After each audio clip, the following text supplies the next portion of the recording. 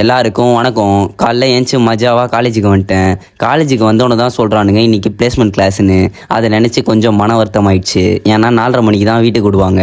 அப்படியே கிளாஸ்லாம் கவனிச்சிட்டு மெஸ்ஸுக்கு வந்துட்டேன். மெஸ்ஸுக்கு வந்தால் கடலில் வாழ்கிற உயிரினம் இன்றைக்கி உணவாக கொடுத்தாங்க. அது கூடவே நானும் 24 எடுத்துகிட்டு வந்தேன். இதை ஏன் 24ன்னு சொல்கிறேன்னு தெரிஞ்சவங்க கமெண்டில் சொல்லுங்கள். அப்புறம் சாயங்காலமாக வீட்டுக்கு ஜூட்டு விட்டேன். இப்போ தான் மெயின் கதையே ஆரம்பிக்குது. எங்கள் வீட்டில் உள்ள எல்லா பொருளும் ஒரு மாதிரி மந்திரக்காரனுங்க. எனக்கு எப்போல்லாம் தேவையோ அப்போல்லாம் மறைஞ்சுப்பானுங்க.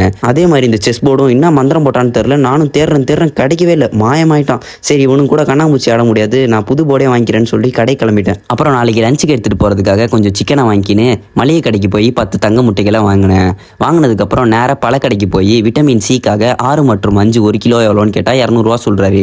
அதனால அரை கிலோ மட்டும் நம்ம பிடிச்சி பைக்குள்ள போட்டுக்கின்னு வீட்டுக்கு ஜிலோ ஆயாச்சு.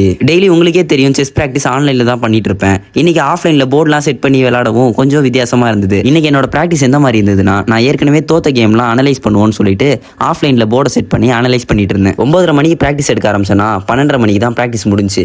சரி முடிஞ்சோடனே நானும் தூங்குறதுக்கு ரெடி ஆயிட்டேன். இதே மாதிரி நாளைக்கு ஒரு அழகான நாளில் பார்ப்போம். வீடியோ பிடிச்சிருந்தா மட்டும் சப்ஸ்கிரைபோ ஃபாலோவோ பண்ணி வச்சுக்கோங்க.